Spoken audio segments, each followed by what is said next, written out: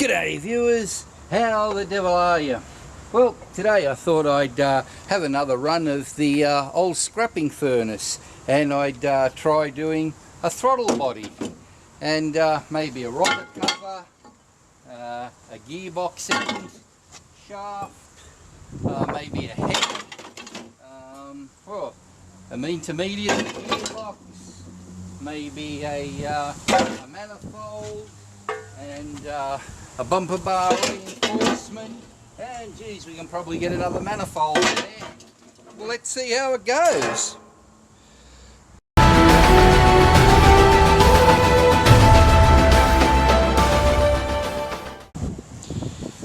Now, for those of you who haven't watched all my other 70 odd videos on burners and things, this is pretty much my standard setup. I've got the Jumping Castle blower that I bought for 20 bucks from eBay, attached to the 600 kilowatt burner, and I've just got a little elbow on that, and that's blowing it into the 44 gallon drum, which has got a few bricks, which I use as a scrapping furnace. The molten alley will run out the bottom into that fry pan, and then when that's full I'll try and change it over and fill something else up. If not, there's going to be molten alley and concrete exploding everywhere. All part of the fun. The basic idea of melting this stuff down is that it does have a lot of ferrous metal in it, which is basically steel. Now, if you take this to a scrap yard, unless it's, you know, about 95% clean, they will only pay you steel price, which is worth next to nothing at the moment, as anybody that does any scrapping would know. So the quick and easy way to separate the aluminium without spending hours pulling things out of these pieces, which a lot of it you'd have a really hard time doing anyway, is just to simply melt it down. I'll be left with a lot of steel parts in the furnace, which I can easily clean out later, and then the molten alley will just drip into the pans, and then I can remelt that down to do other things with it, or sell it, whatever I ultimately decide later on. The main thing is to get the steel and the aluminium separated, so then you have something that is worth money rather than something that's worth nothing. Ultimately, I'd like to do an engine. I've been trying to do that for about 12 months now, but it hasn't quite worked out. But one day I'll get to it, and then it'll really be profitable. Now, for reasons that always have escaped me, some people find these things hard to find. All I'm going to do to start this is put a good amount of scrunched up newspaper in it. That's what the local rag is best for, actually. Pack it in pretty well, and then I'm just going to add some diesel to it. Doesn't matter how you put this stuff in, as long as you put in a pretty good amount. Some of it I've scrunched up a lot tighter than others, so it'll burn a bit slower, but then I'll regulate the air to get it going. There really isn't much to do in this. So I've got plenty of paper. There's a 400 gram can that had cat food in it, which in American terms 400 grams is, oh, who the hell would know? Get with the bloody rest of the world already, people. So I'm just going to tip that in, let that soak the paper a little bit, and then fire it up. I'll regulate the air in the blower with a bit of cardboard, and once again we'll be off and running. Okay, so I've got the papers in the burner lit, so we'll throttle it up gently just to start, and then let it come up to temperature. I'll block the inlet of the blower a bit, just till we can get a bit of heat circulating.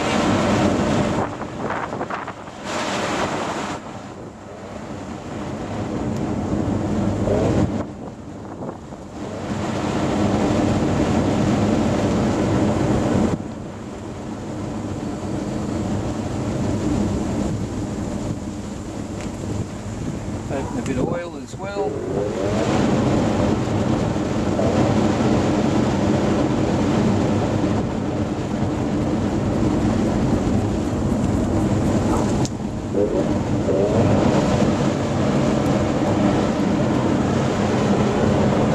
And off we go.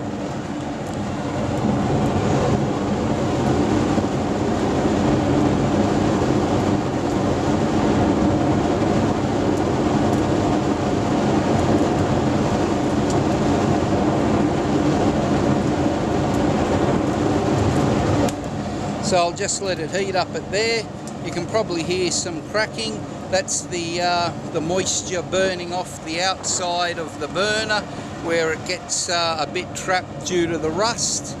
I'll let it go at that, give it some oil, and we'll go from there.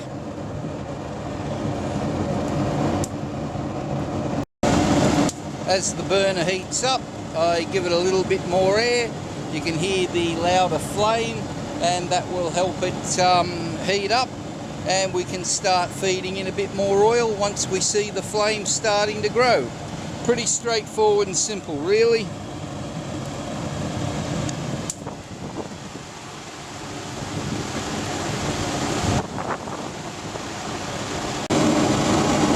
Okay, so as you can probably hear, that's burning quite well. I haven't got it flat out, but it's hot enough. So I'll put the elbow on it and we'll start heating the furnace.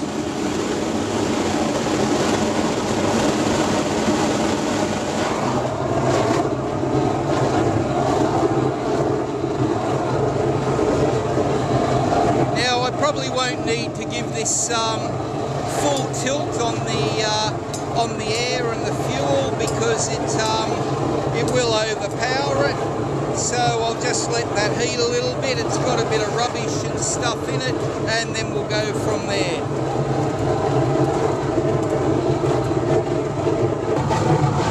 You might be able to see already the nozzle is getting pretty hot. It's only been running about 3 minutes, and the rest of the burn is getting some red in it too. So we're well and truly up to temperature on that, and we're ready to start loading in some of our alley and melt it down.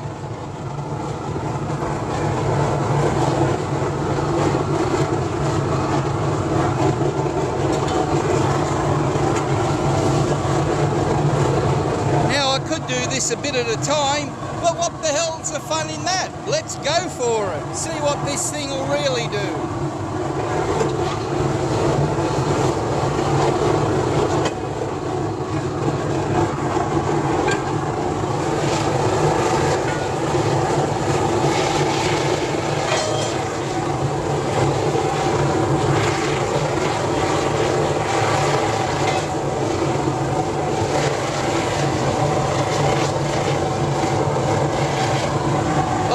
We should have some of that disappearing in maybe a minute or less.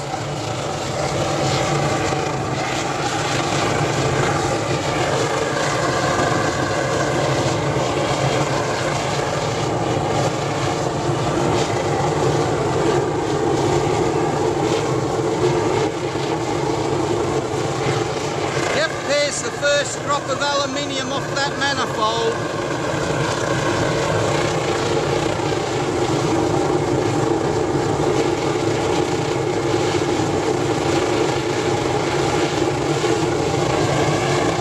An aluminium rainstorm in there already.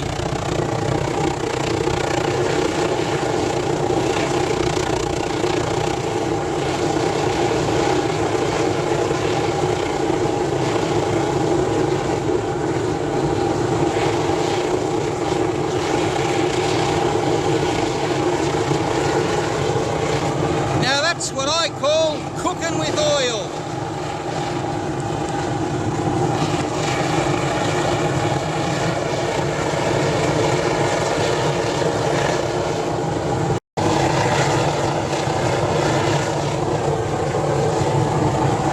Molten manifolds, gearbox cases and all sorts of things. And already the alley's running out the bottom. Aluminium rain. I don't think it's going to take long to fill up that wok. Better get the other bowls and things at the ready.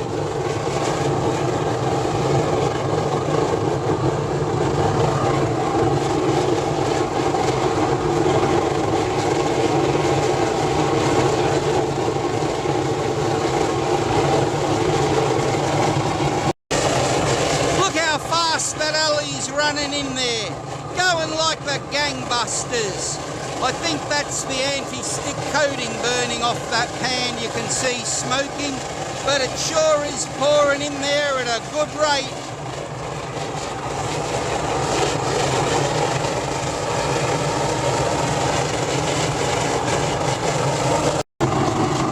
It's cut a big hole in that already. You can see it moving round, so I'll just push some of it back into the flame front.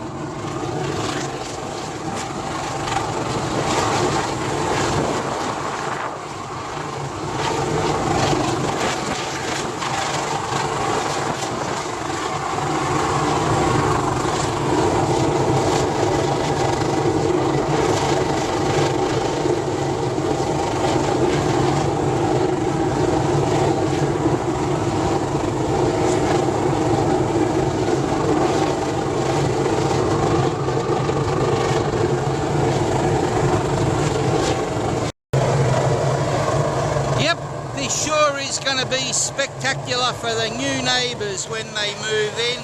I mean, how lucky are they going to be to get a bird's eye view of all this entertainment? Some people just lucky, I guess.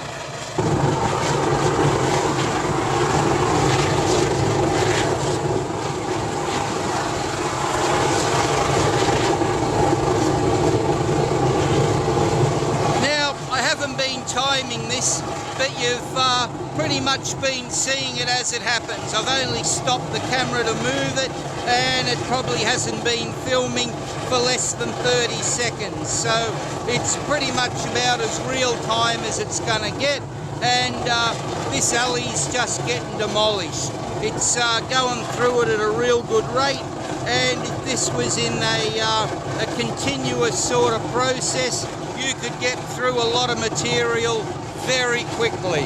I'm throttling it back a bit because if I overpower it, you won't see anything but flame, and I want to give you a bit of an idea of what the alley looks like as it goes.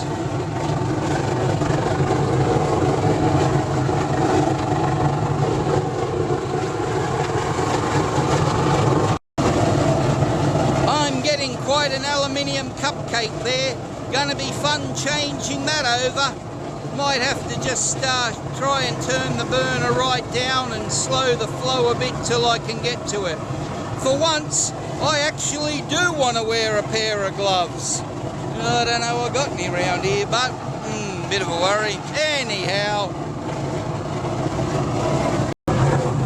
Rightio, back up to speed. Let's put a bit of grunt in this thing. I might try sampling the aluminium with my my little whatever it is here, ladle. See how that goes.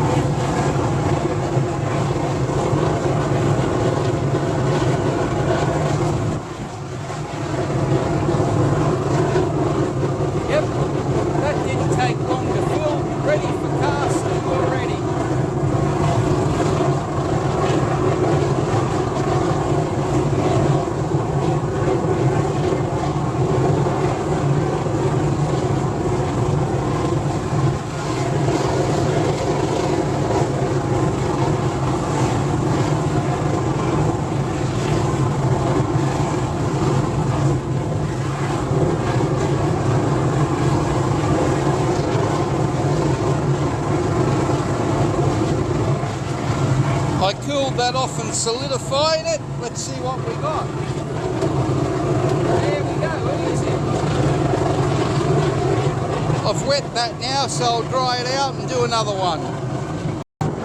Okay, well as you can see, all that alley's gone. I did manage to move that fry pan out, although of course having aluminium rivets, they melted off, but I've got another pan in there, so I'll try a little bit more. Let's try that bumper reinforcement.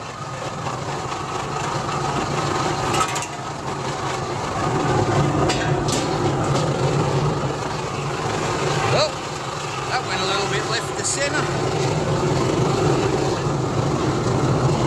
That'll do quite nicely.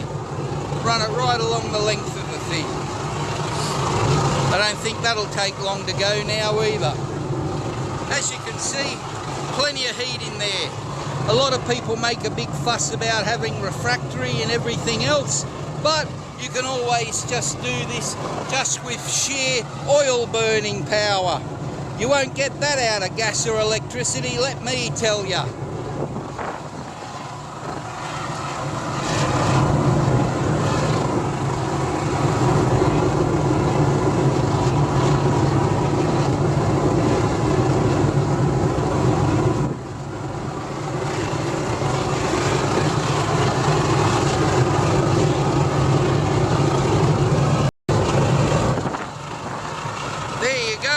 Don't know if you can see it or not, but already that Rio's getting cut just like a knife. Quite amazing, really.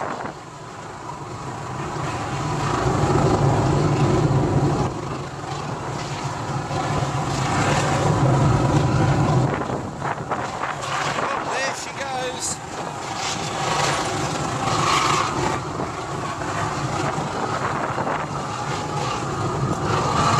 That didn't take much at all.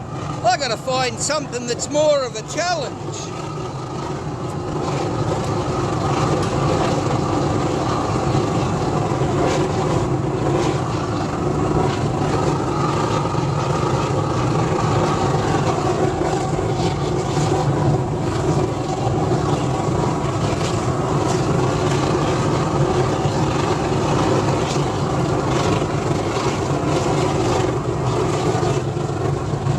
Plenty of room in that pot that I've replaced, so just for shits and giggles, why don't we throw in another manifold as well?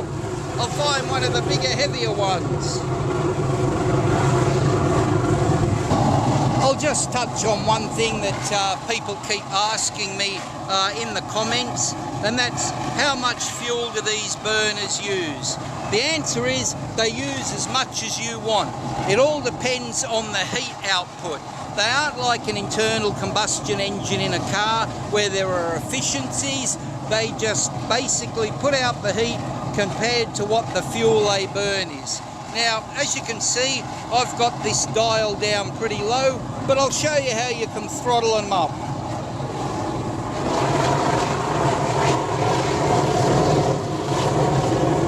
Now, all I'm doing there is turning the tap on the fuel.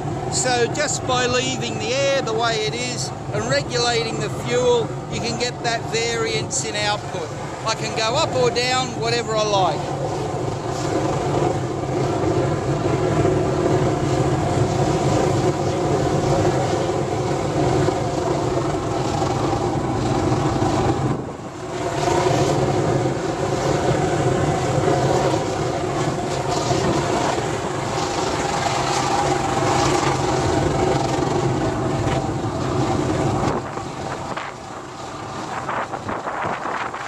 So hopefully people will actually watch that, and it will give them an idea that these things are variable both in fuel usage and output. Again, it all just depends on what you want. Now, unfortunate for all of us people that were born with some of the good intelligence the Lord gave us, here's today's safety tip. When you see things glowing red hot, do not, I repeat, do not pick them up with your bare hands. It is also a very poor idea to urinate on them. That will create a stink that no safety sissy or anyone else is going to like. Also, please don't try this with your oven at home in the kitchen. You cannot just put a burner in it and melt aluminium. It will upset your wife as well as the neighbours when your house catches fire and burns down. Please try to think these things through, because nobody else really cares what you do. Rightio! That didn't take long at all. The the furnace is hot now, and so's this bloody camera actually. Can't get it far enough away. But I'll throw in another manifold, crank it up, and see how we go with this one.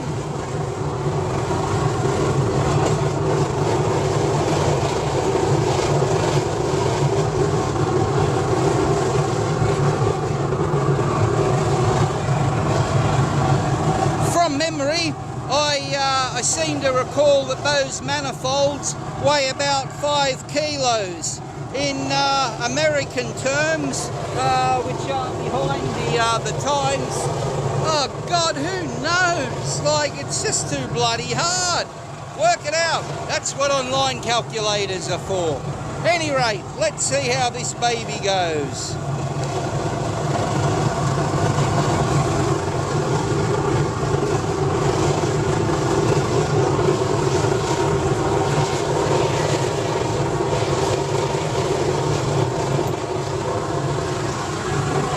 Another aluminium sample while I'm at it.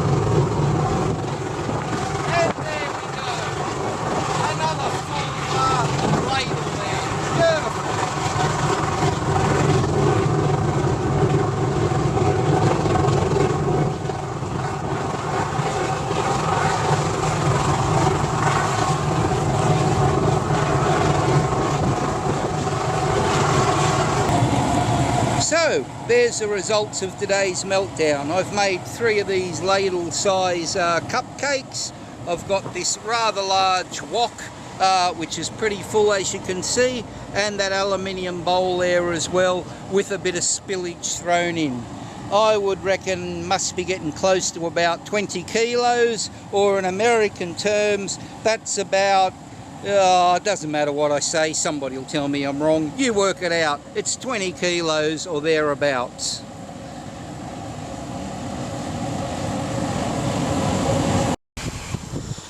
Here's another safety tip for all the not too well endowed in the brain department viewers. When something does this and it hisses and steam comes off, it's hot. Don't touch it.